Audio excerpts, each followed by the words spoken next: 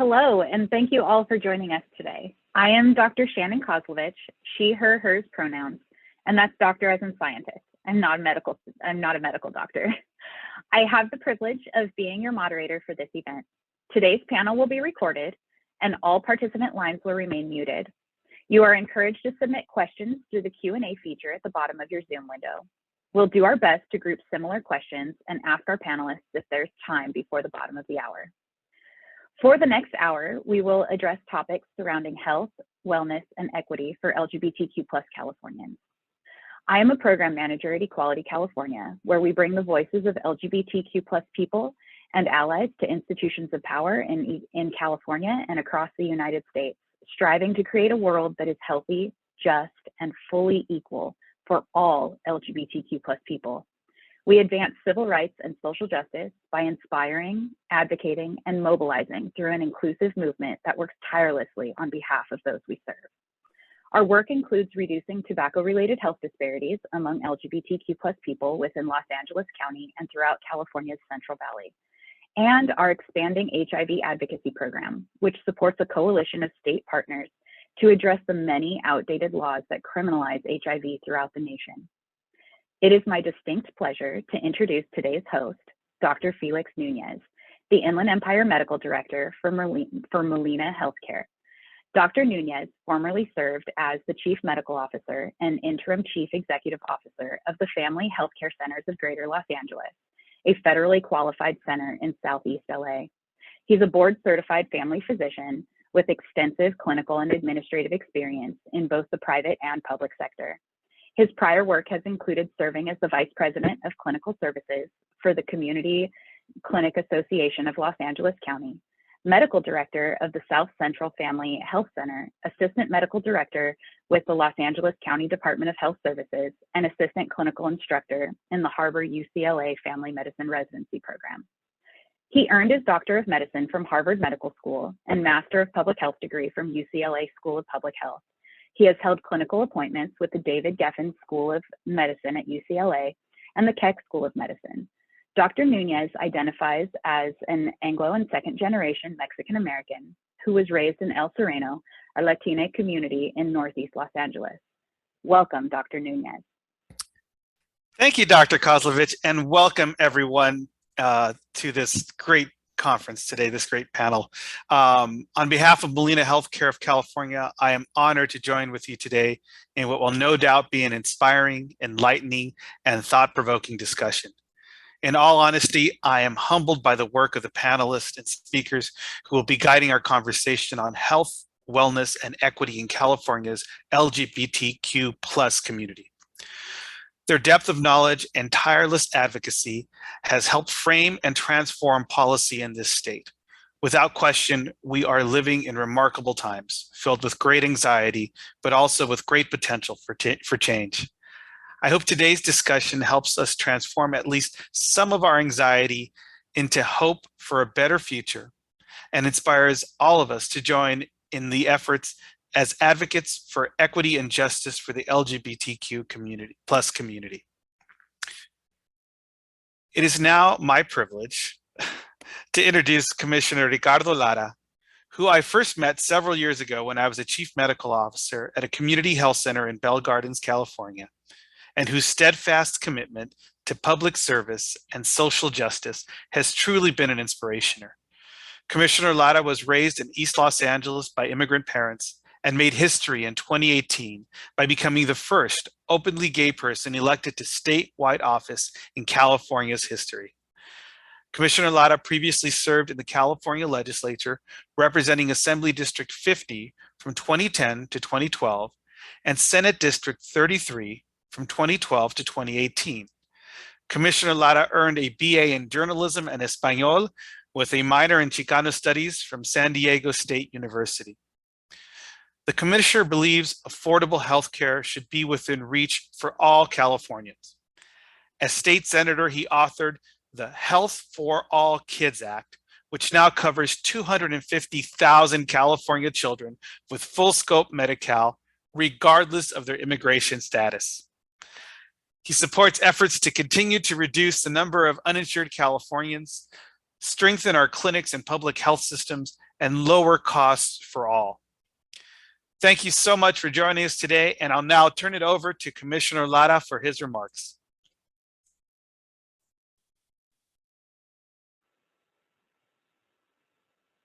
Thank you all so much. Commissioner Lara needs a few minutes to get ready. So I thought that we could just have Dr. Nunez tell us a little bit more about Molina's work in California since the start of the pandemic.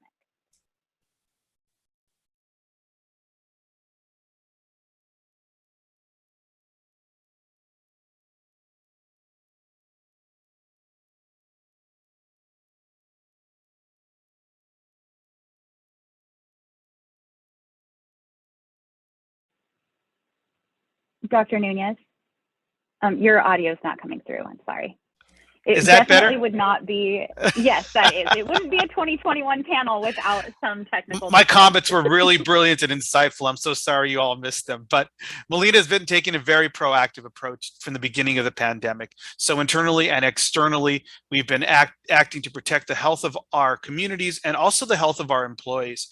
We all went remote very early on in the pandemic and made sure that we were reaching out to our community providers, our community hospitals, and public health departments to coordinate in helping in any way possible to get supplies to those communities, and also starting to work very early in advancing immunization programs by hosting immunization programs at Molina sites. So in the Inland Empire, we've been very active in hosting immunization programs, and we still are engaged in doing that. PPP supplies were in short supply early in the pandemic, and Molina began very quickly to address those needs by coordinating with suppliers to get those supplies to members of the community who were in need of those supplies, who are providing healthcare services. Our public health coordination actually has continued and has actually blossomed in building a much stronger relationship with public health, something that health plans haven't necessarily historically always done, but something that is very important in Molina because of the nature of the health plan and this community that we serve.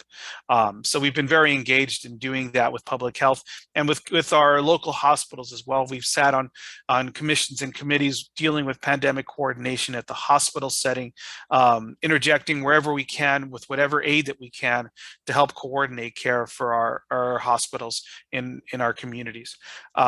Community outreach has continued with Molina. We've done that's part of our legacy. It's been part of our legacy since we were founded. So we continue to coordinate with our communities, and some of you may see in those communities may see the Molina vans going back and forth. Oftentimes they're actually going out to community events to try to coordinate with help and aid for those communities, and also bringing insights into health and wellness related issues. So we've been very engaged. I'm very proud of the work that we've done so far. I'm very hopeful for the future. I think we're going to continue with these collaborations. I'm really excited about the new opportunities that these collaborations have given us. So in some ways, the pandemic has actually been a blessing in terms of our coordination and collaboration, although we recognize that it's been a real challenge for the community and has really had a tremendous impact on the communities that we serve. So we're still engaged, we're still involved, and I encourage people, if they're interested, to learn more about the work that we're doing. We have a website that's terrific and very accessible to anyone, so that's a great place to learn a little bit more about the activities that we've been engaged with during this pandemic emergency.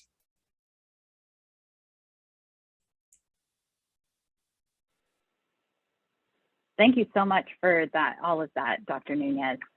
I just really want to extend my thank you to Dr. Nunez, Molina Healthcare, and the MolinaCares Accord for bringing together today's expert panelists.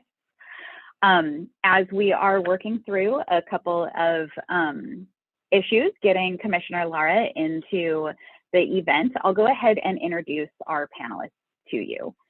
First up, we have Craig Pulsifer, he, him, his, who's the Associate Director of Government Affairs at APLA Health, where he oversees HIV and healthcare policy, legislation, budget, and political strategy at the state level, and participates in community collaborations on a broad range of HIV and health-related issues.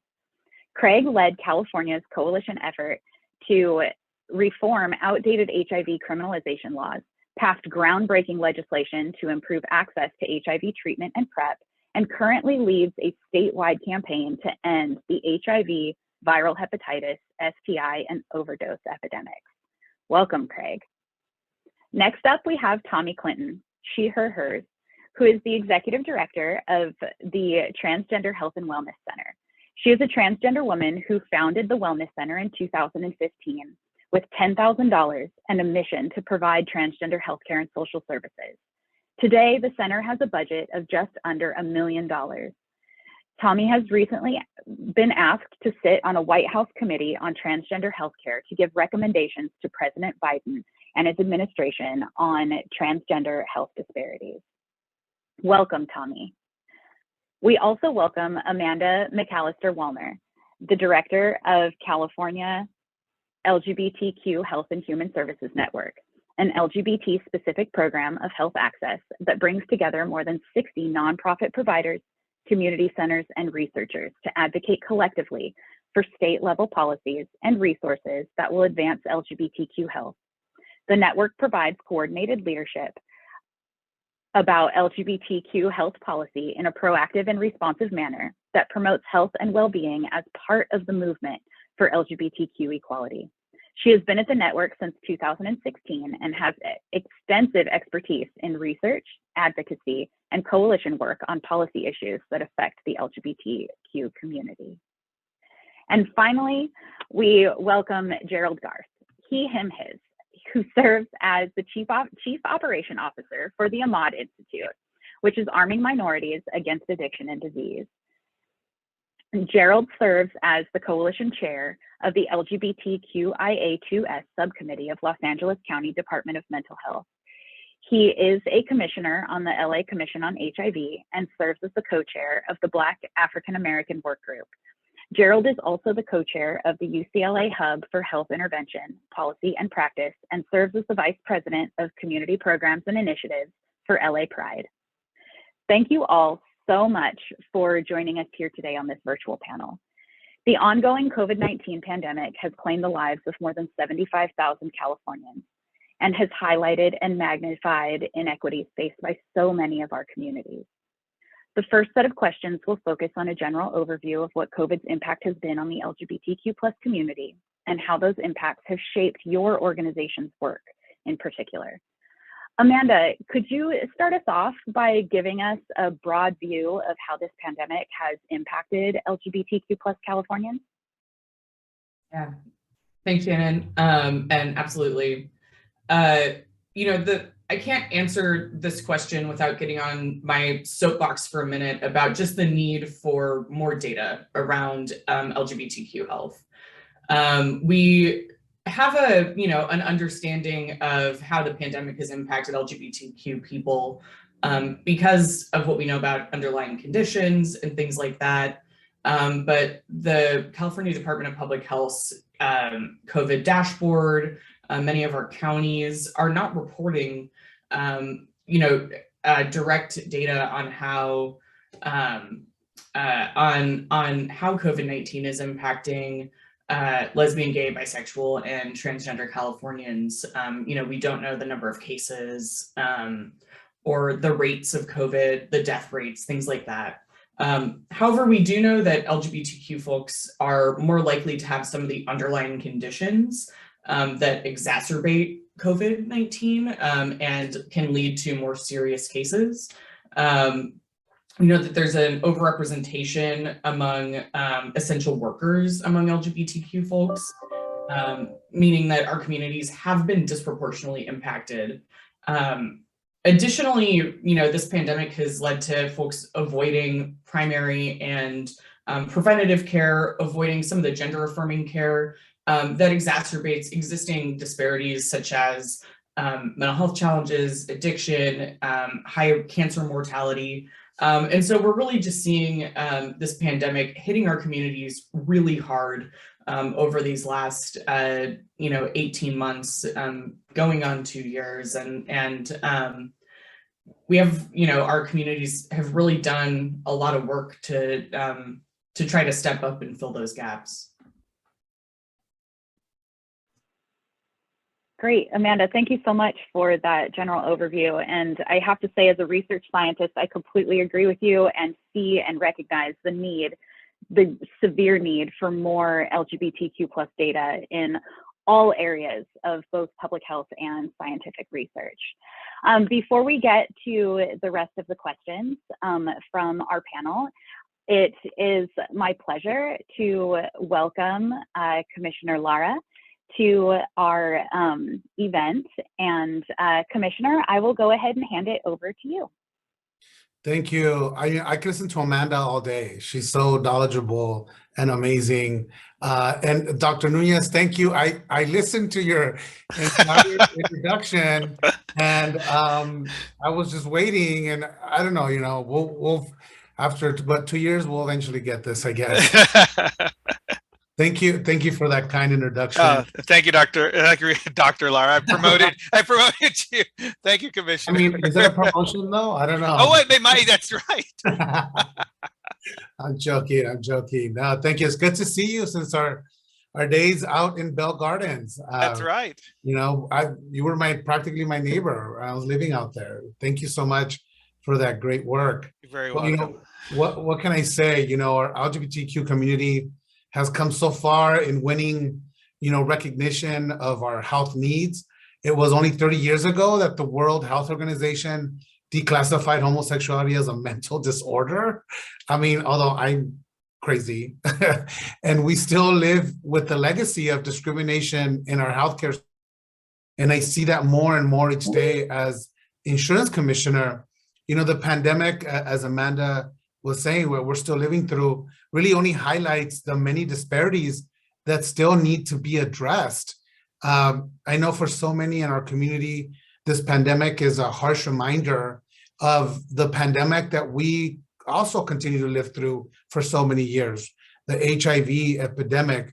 And when the nation had to learn the hard lesson that the enemy is the virus, not each other, and especially not our LGBTQ plus community, and that discrimination against those affected or at risk weakens the nation in our fight against this pandemic.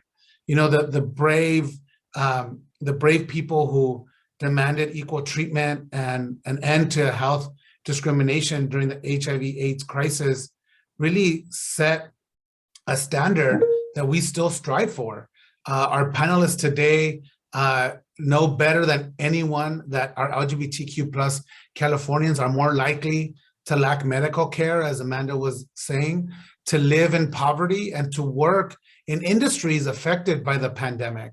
The history of our LGBTQ plus community is a history of fighting against invisibility and of longstanding government neglect, especially for LGBTQ health, which often, because we are not at the table when these decisions are being made.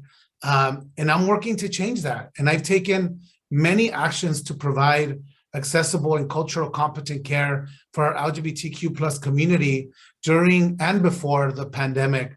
But I can't say this enough.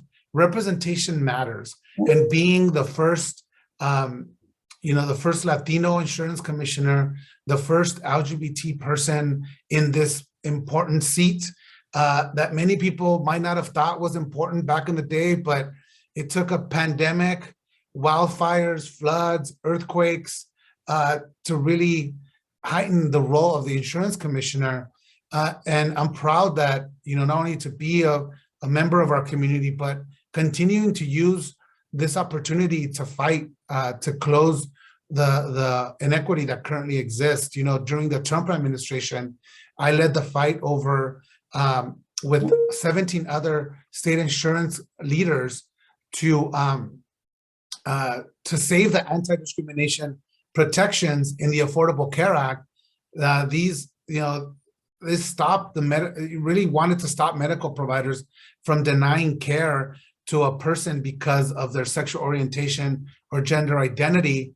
I'm proud to have sponsored a California law that says that companies offering life insurance and disability income insurance cannot deny coverage to someone solely based on their HIV status.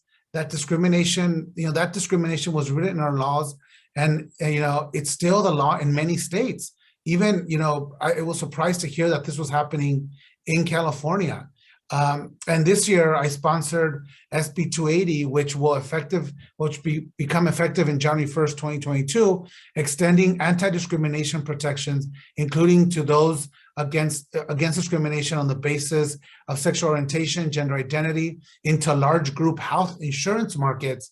And so, as also Amanda was saying, data is critical. Without data, we can't determine strategies and really understand how this pandemic is affecting our community. So I'm proud that along with our California Legislative LGBTQ plus caucus and Equality California, we successfully urged our governor to require the Department of Public Health and local health officers to collect and report sexual orientation and gender identity data related to COVID-19 testing so that we can have a full picture of this pandemic and how it's affecting our community. And, last year, I told health insurance companies that they cannot deny coverage for female to male patients undergoing gender-affirming surgery based on a patient's age. We were hearing that health insurance companies were denying coverage to the surgery, and I thought it was insane. Insurance companies are not the decision makers. They're the ones that should just simply pay for the treatment and the surgery and move on. And I'm proud that I took action against insurers after the Department of Insurance investigation uncovered evidence of discrimination against HIV negative individuals who used medication to prevent contracting the disease. They were charging more or denying you care if you were on PrEP or PEP, which was ridiculous because according to them, you were engaging in risky behavior, when I'm like, you clearly have no idea what PrEP and PEP is for, because you actually should be giving consumers a discount because they're actually taking care of their health and taking healthier and being much more healthier in their lives. And so we put them on notice as well. This year I created the Health Equity and Access Office within the Department of Insurance, which I directed to improve access to health insurance for historically underrepresented and marginalized groups. So, those are many actions that I've taken to increase equity and really reach beyond our LGBTQ plus community, really affecting women, our seniors, our families, and our immigrant communities. And again, I was in line at Dodger Stadium getting my parents vaccinated when the vaccines finally came out, and trying to make sense of their coverage and who they had and what, where was their doctor, who was their primary care physician.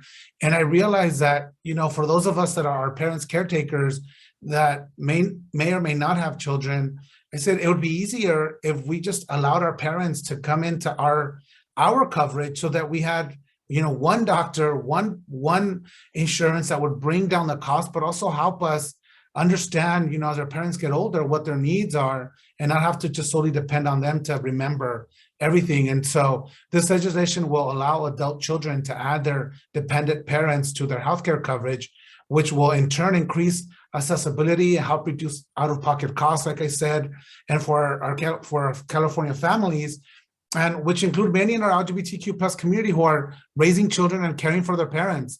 And so I'm continuing to work with the legislature to expand access to healthcare for all Californians, to protect those communities like ours who are oftentimes overlooked and fall through the cracks. And as insurance commissioner, and even before then, when I served in the legislature, really my life's work was to ensure Californians can live their lives openly and safely without fear of prejudice or injustice. And I've always pushed for policies to protect people from discrimination. Of course, as you said, Dr. Nunez, expanding healthcare to cover all immigrant children. And now we have young people, and now we have people over 50 years old covered, regardless of their immigration status. That is something near and dear to my heart, as I grew up in East Los Angeles, right next to El Sereno, and without healthcare. And for us, going to Tijuana was what we used to do. And my parents still go to Tijuana, even though they have health insurance, which is an issue that maybe you can help me with, Dr. Nunez. And, stopping insurance companies from discriminating against people based on their sexual orientation, gender identity, or HIV status. Of course, We have to protect our transgender workers from abuse and give them access to healthcare that is critical to their health and their survival. And so, for me now, overseeing the nation's largest insurance market, I've always thinking about how we can make things fairer and more equal for more representation for everyone, regardless of where you were born or who you love.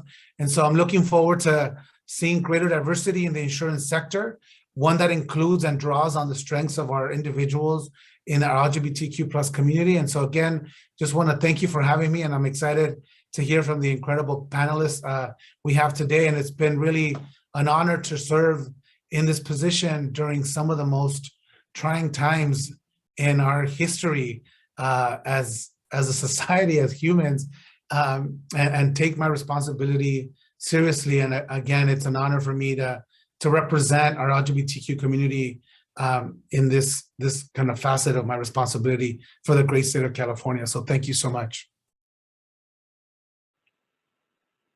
Commissioner Lara, thank you so much for the work that you put into bringing our LGBTQ voices to the table so that we can be at the forefront and a part of these solutions. It's just an absolute testament to your entire career and everything that you do, that you have the LGBTQ plus community and those voices at the forefront of what you do. So thank you so much for your service and just everything that you put into the work that you do. It is extremely appreciated. Thank you. And with that, I am thrilled to dive into more of these important issues that impact LGBTQ plus people and the diverse communities to which we belong. Craig, to bring you back into the discussion, APLA Health provides programs for people living with HIV, including services centered on harm reduction and efforts to make sure that vulnerable communities have access to care. So where are you seeing the highest need, and what has been the greatest impacts of the pandemic? Yeah, thank you. And first off, that was a very difficult act to follow. The commissioner has been a tremendous ally for the LGBTQ community and the HIV community in particular. So I just want to extend our thanks to him again. For folks who aren't familiar with APLA Health, we're a community health center. We have 4 locations across LA County.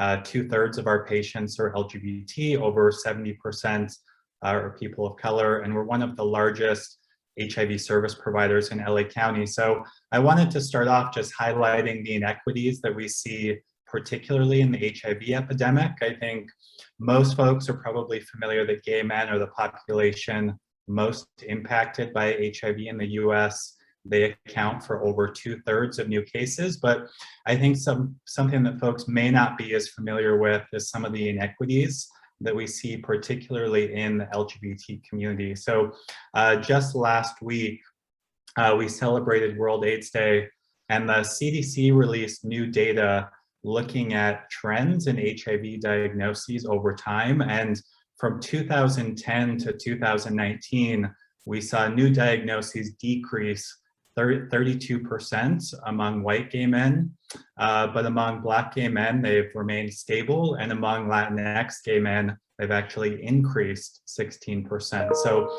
this was pre-pandemic. We were seeing significant inequities, and those inequities were growing over time. So now layer on top of that COVID-19, we know last year services were reduced, so there was less access to HIV and STI testing.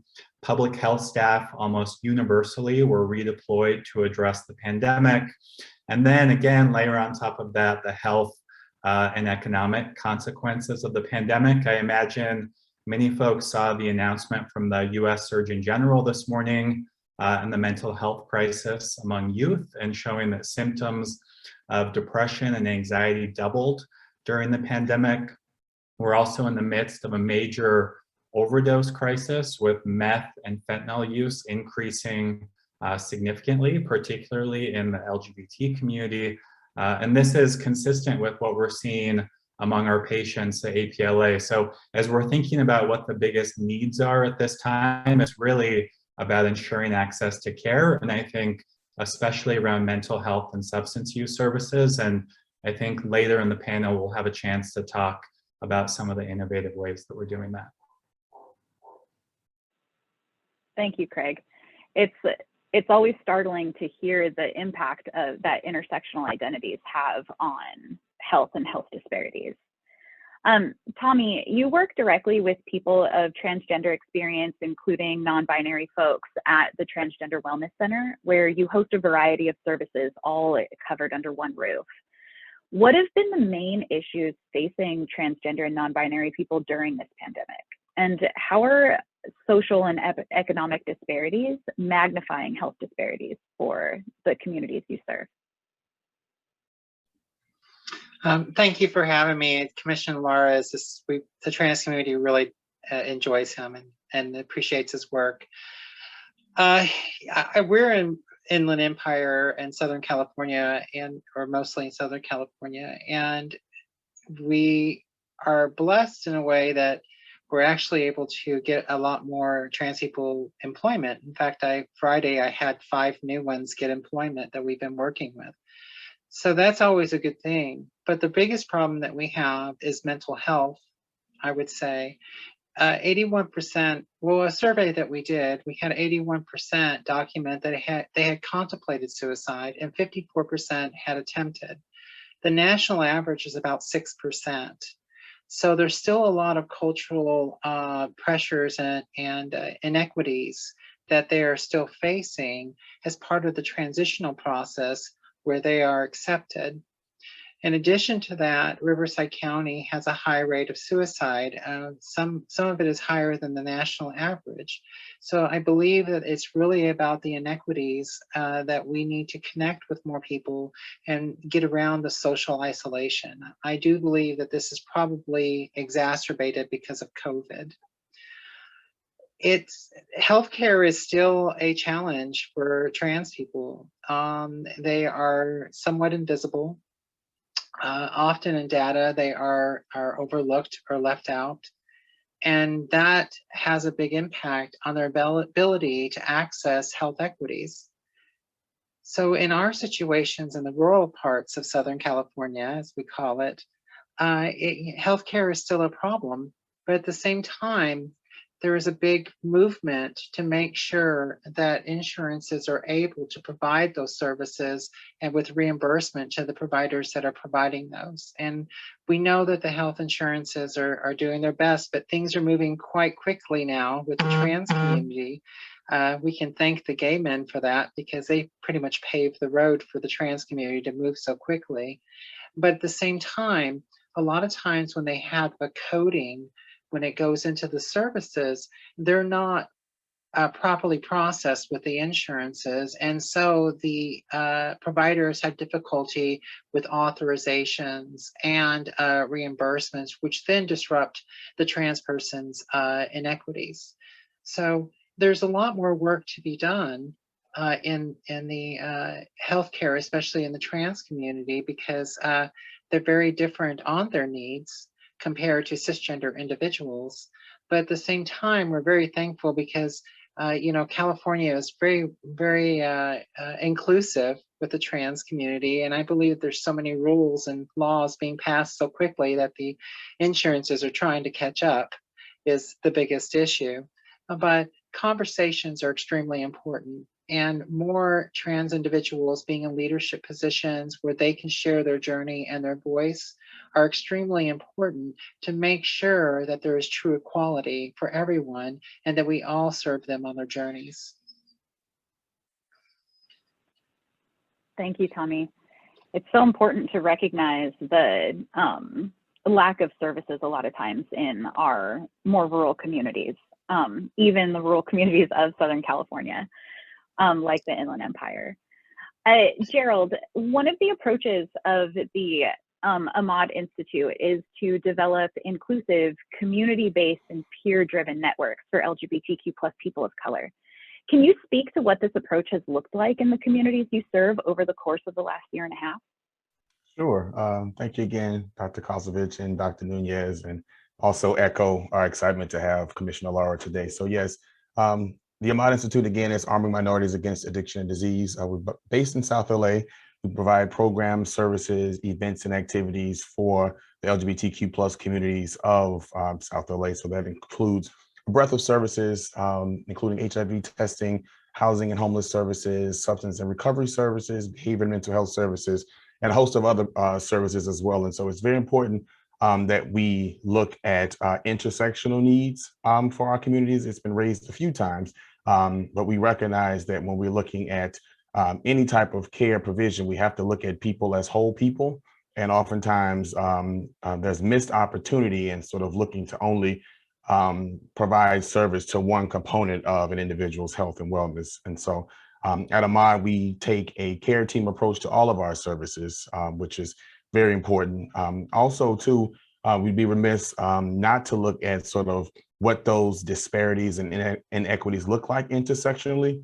So Craig raised some strong data around sort of some impacted communities, but then when we look to layer in the identity of race and class and access and a number of other components that makes healthcare or the lack thereof look very, very different. And so it's very important that, you know, as we're building out strategies and allocating resources, that we are looking at how does racism impact health? How does classism and other inequities? And so at AHAMD, like I mentioned, we take a whole person approach, particularly over these last almost 2 years. We know that mental and emotional health plays such a part in one's care. And so we look at how do we take innovative approaches to what we call putting folks in the driver's seat of their own care. So we're always looking innovatively on how we're providing opportunities, how we're providing culturally affirming and centering approaches to care. And a phrase I use often is that inclusivity is a feeling. And so as we're building programs and care continuum and care planning, we have to ask ourselves, how do folks feel under our care and within our care provision? So looking at all those, you know, very intersectionally is really, really important. And also, again, what I call, what I say often is that participants are the experts of their own experience. And so as we're looking to build programs and care planning, how are we actively engaging folks in their own care? It's very, very important. So looking at those consistently is some of the things that we've been done, particularly to center the Black LGBTQ plus community. Gerald, thank you so much for that. I absolutely am enamored with the concept of inclusivity as this true form of inclusion in partnership with the community. So Amanda, after hearing from Craig and Tommy and Gerald, could you kind of just give us a brief glimpse into what's happening at the policy level to address some of these systemic health disparities, especially the ones that were magnified during the pandemic? Yeah, absolutely. You know, I think as Tommy mentioned, California really does have some of the strongest laws with regard to access to gender affirming care and transition related care. And there's really a lot to do to make sure that, you know, every part of the health system is living up to those laws. And so we're doing a lot on the enforcement side. One of the other challenges that are hoping to address in the upcoming years is access to culturally competent providers. We know that, you know, one of the things we hear consistently everywhere we go in the state is, you know, I can't find a provider in my network, or I have to travel, you know, 30 minutes, 45 minutes, an hour to see my provider, or I have to go to San Francisco or LA. And so we are currently working on some policies to, you know, improve what culturally competent networks look like. And also to improve, find those culturally competent providers. Right now, you know, the biggest way that people are finding those providers is still, you know, word of mouth, is still, you know, or on their local Facebook, queer and trans Facebook group, hey, does anyone have a good OB? Does anyone have a good, primary care provider? And we know that we have these tools in California, such as provider directories, that really should be something that our communities can look to, for answers about, who are the culturally competent providers in our area, in my network. How do I navigate that? If I change insurance from year to year, because we see that happening more and more, especially with,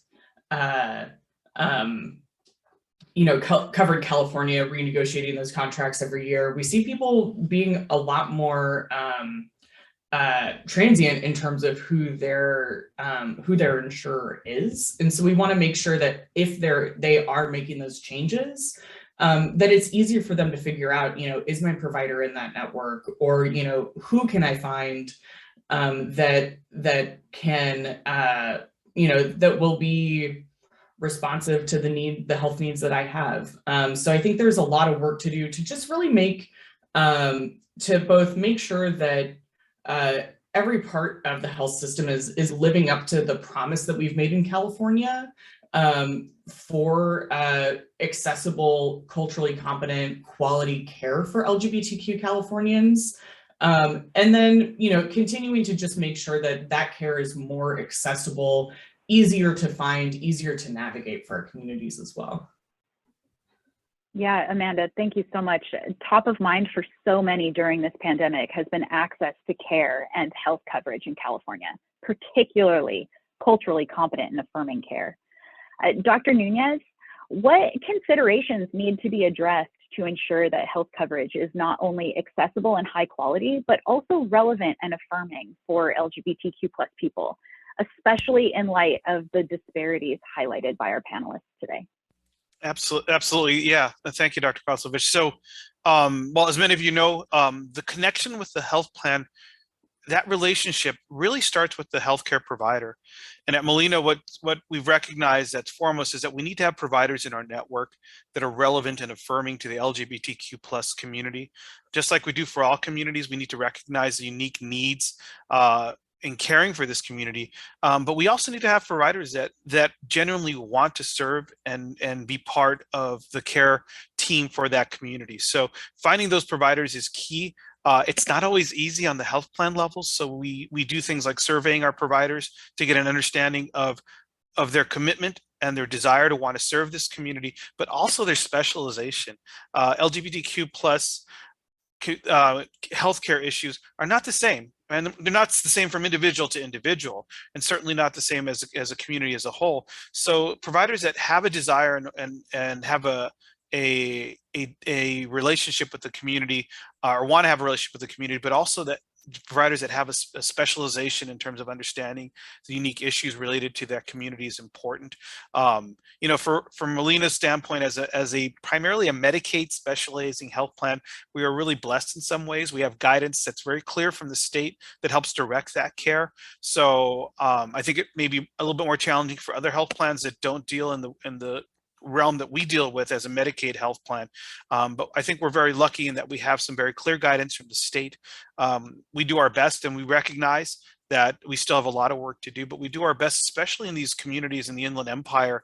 Tommy was alluding to that, where we don't have great access. We don't have great access in general because some of these are very rural communities, and they're very difficult communities to develop a network in. But especially so, finding those right providers for the LGBTQ plus community, finding those providers can be so much more challenging in those rural communities. So I know in the Inland Empire, what we've had to do and what I've advocated for was going outside of our traditional network, finding those providers that are willing to provide that provide that care and do it in a way that's competent in terms of the needs of that community. So I know for our trans community, it's meant going outside of that network and looking for centers of excellence in providing those services, whether they be surgical services or just general healthcare services. We've had to do that. I've gotten support from our leadership whenever I've had to do that. And like I said, I think we're blessed in that the state provides us some clear guidance. So it makes it easy for us to say yes to a lot of the services that are absolutely necessary. You know, we've also reached out, and I think outside of surveying our providers, we've reached out into the community as well.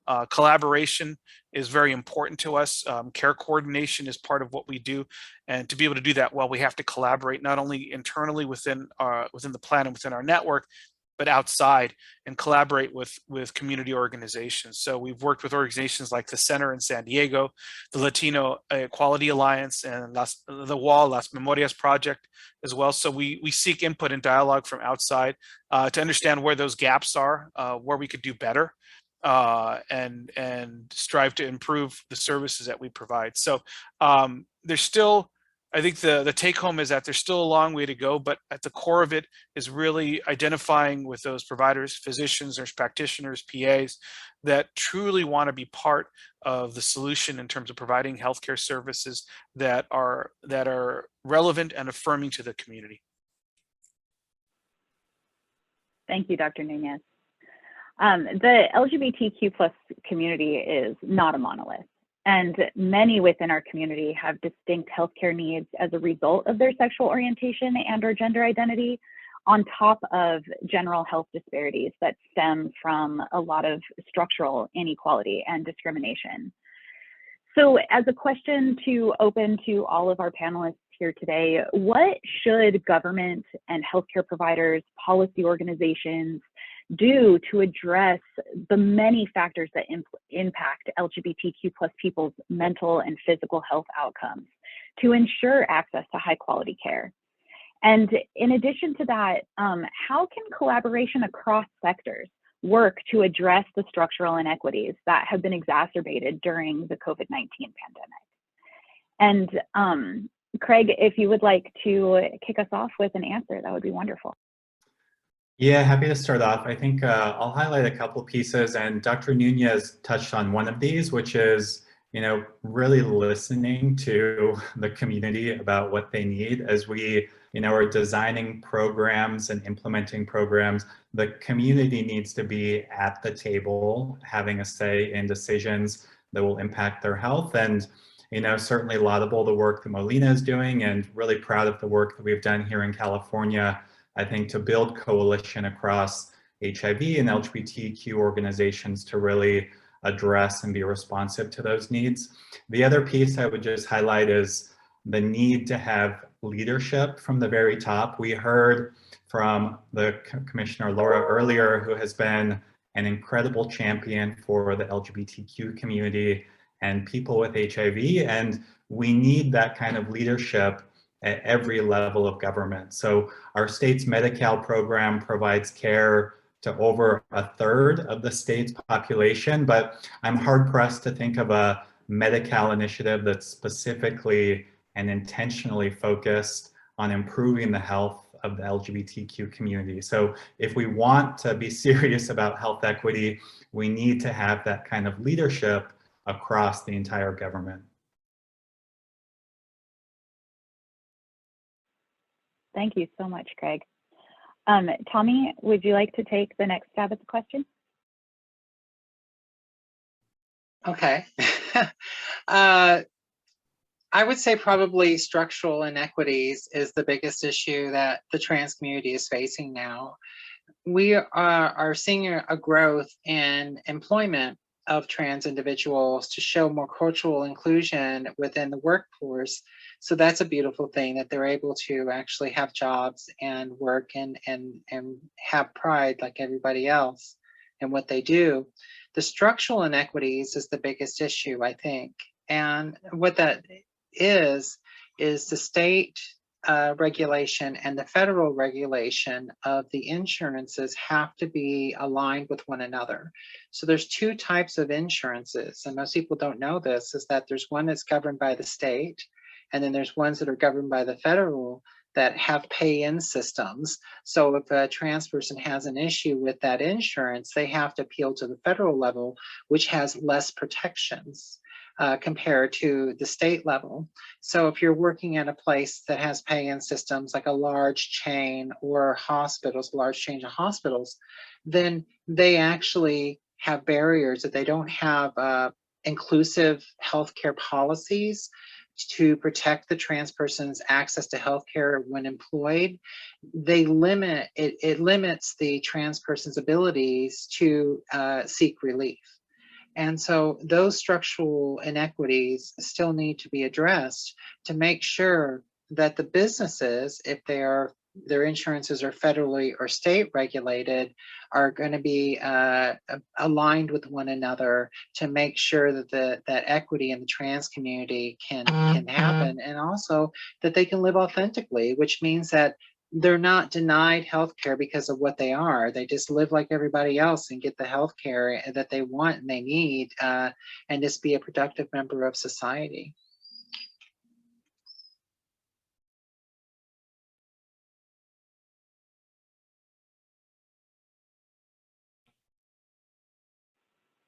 Thank you, Tommy.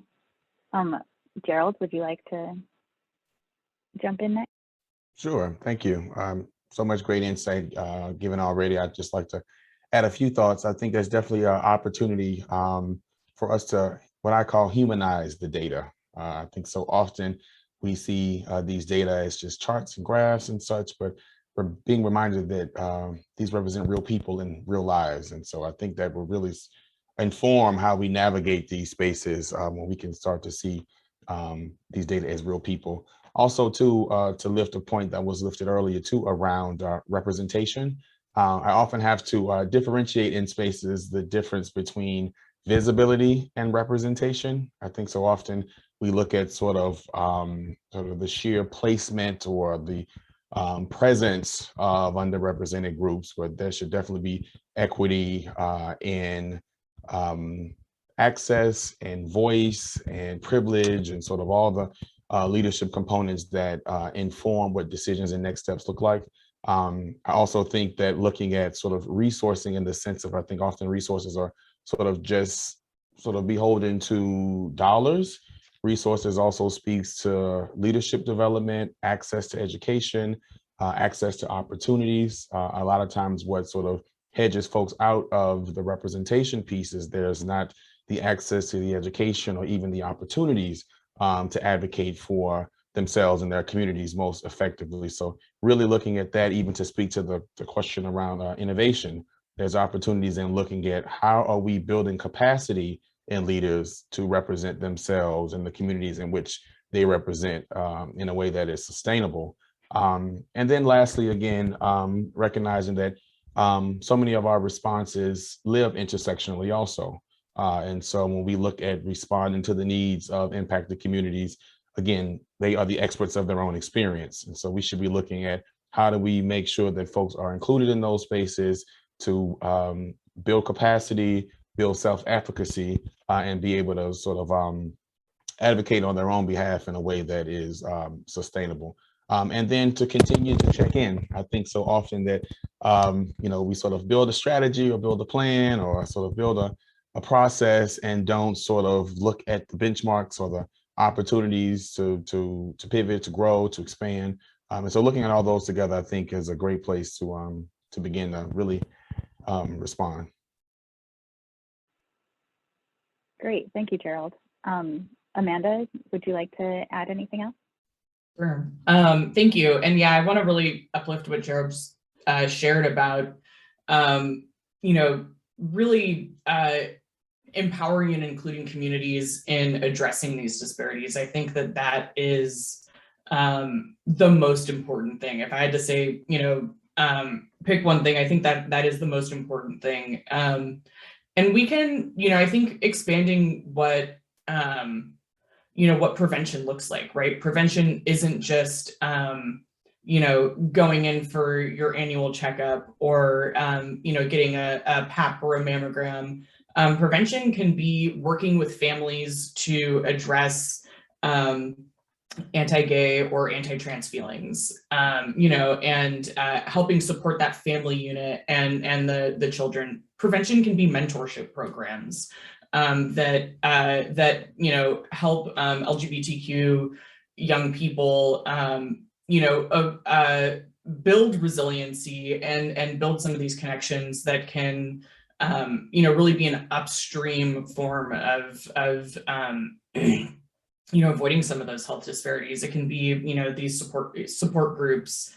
And I think really investing in our community organizations, community-led organizations to do that work is a huge piece of the puzzle in addressing LGBTQ health disparities in the long run. You know, we have been, you know, doing a lot of this work for so long, scraping together resources, you know, and just using sheer willpower to be there for our communities and to fill in the gaps of what, you know, what's missing in the health system overall. And I think by really investing in those community organizations, you know, that's where there's a lot of opportunity for you know, the different players in our health systems to step up and join this fight with us and really take on a new level of ownership over addressing LGBTQ health disparities. And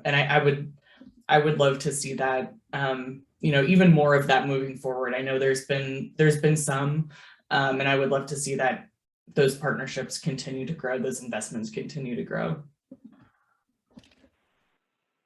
Great. Thank you all so much for your insights into that. We have time for one quick audience question.